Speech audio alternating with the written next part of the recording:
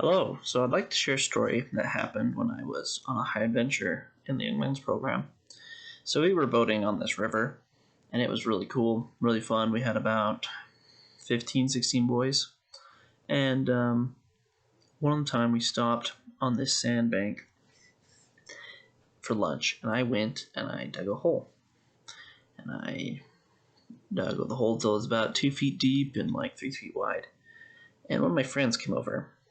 His name was John. He's like, "Hey, what you doing?" And I'm like, "Dude, I'm digging a hole." And he's like, "Man, that's awesome. Could I help?" And I was like, "Sure."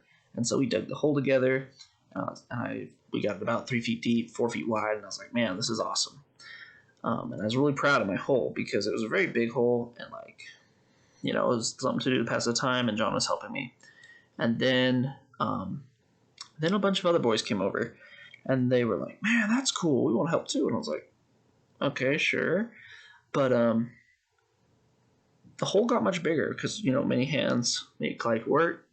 But something that started to bug me was many of the boys started taking different things and being in charge of it, and I felt like my ownership of my idea, my project, was sort of being taken away by involving so many people. But more and more boys kept coming, and the hole got bigger and bigger. Soon there were crews in charge of moving the dirt away, crews that were in the hole throwing dirt up, and tons and tons of things going on. And it was cool, but at the same time I was very worried because what had started out my project and just an activity to pass the time, was no longer mine really. And that's about the time when the men leaders came over and was like, "Hey boys, there's a giant storm coming. We need to get ready now." So you see, sometimes in life, we have this great idea or this great vision or project that we want to do, and it's really great, and it can inspire other people or they want to be involved in it. But sometimes that involves giving up some ownership of it. That involves seeking for win-win situations and maybe stepping down a little and letting others take the lead in some areas, or taking the project in new directions you didn't see it going in the beginning. And that's just part of being a team, and that's important for the team to be able to win. Anyways, so the rest of the story is we didn't know what to do, and one of the guys is like, "You know what? Let's get the canoes and kayaks over here, and let's put them over the top of our little hole and get a tarp over those, and so then we can just shelter in our hole during the storm."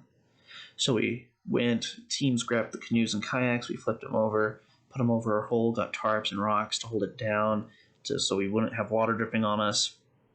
And then as the storm started to break and get really rough, we all dodged in this hole. About 14 of the boys all went in that hole. And that was a really cool experience. The storm raged outside, but we were in there, our backs against the sand, and our feet all tangled up in the middle, but it was awesome.